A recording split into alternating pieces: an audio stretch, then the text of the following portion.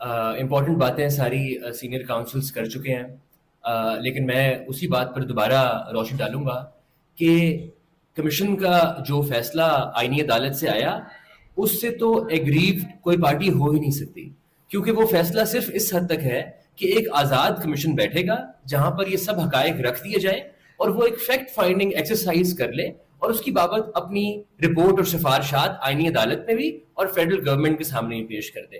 بظاہر ایسا لگتا ہے کہ جس گینگ کی بابت یہ کیس ہے، جس گروہ کی بابت یہ کیس ہے، جنہوں نے یہ سارے کیسز، جن پر الزام ہے کہ انہوں نے یہ کیسز نہ صرف کہ جھوٹے کیسز ان سب لڑکوں پر بنائے، ان وکٹمز پر بنائے، بلکہ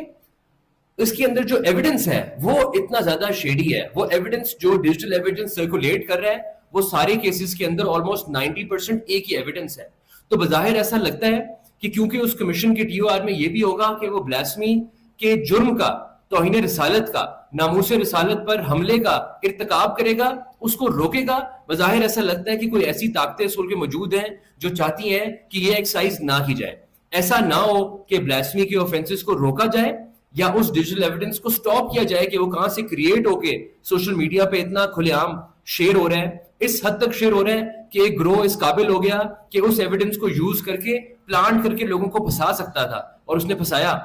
اس کے سد باب سے روکنے کے لیے بظاہر کمیشن کو روکا جا رہا ہے، اور یہ قتل اور کفر کے جو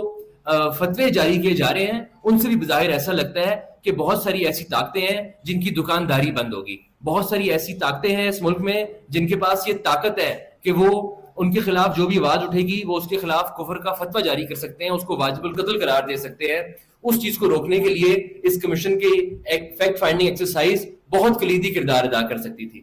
تو یہ سب آپ کے سامنے ہے کہ عدالت کے اندر کیا ہوا، اس کی لائیو پروسیڈنگز موجود ہیں۔ یہ الزام بالکل بے بنیاد ہے، یہ الزام، یہ چیز اس پوائنٹ کو ریز کرنا کہ ہمیں سنا نہیں گیا، اس وقت جو آئی سی آج صبح لگی تھی اس کے گراؤنڈز کے اندر یہ مینشن ہی نہیں ہے، اس کے اندر ریٹن اپلیکیشن میں یہ گراؤنڈ لیا ہی نہیں گیا کہ ہمیں سنا نہیں گیا، کیونکہ عدالت کی پروسیڈنگ اس وقت ریکارڈ پہ پڑی ہوئی ہے اور آن لائن بھی اس کی ویڈیوز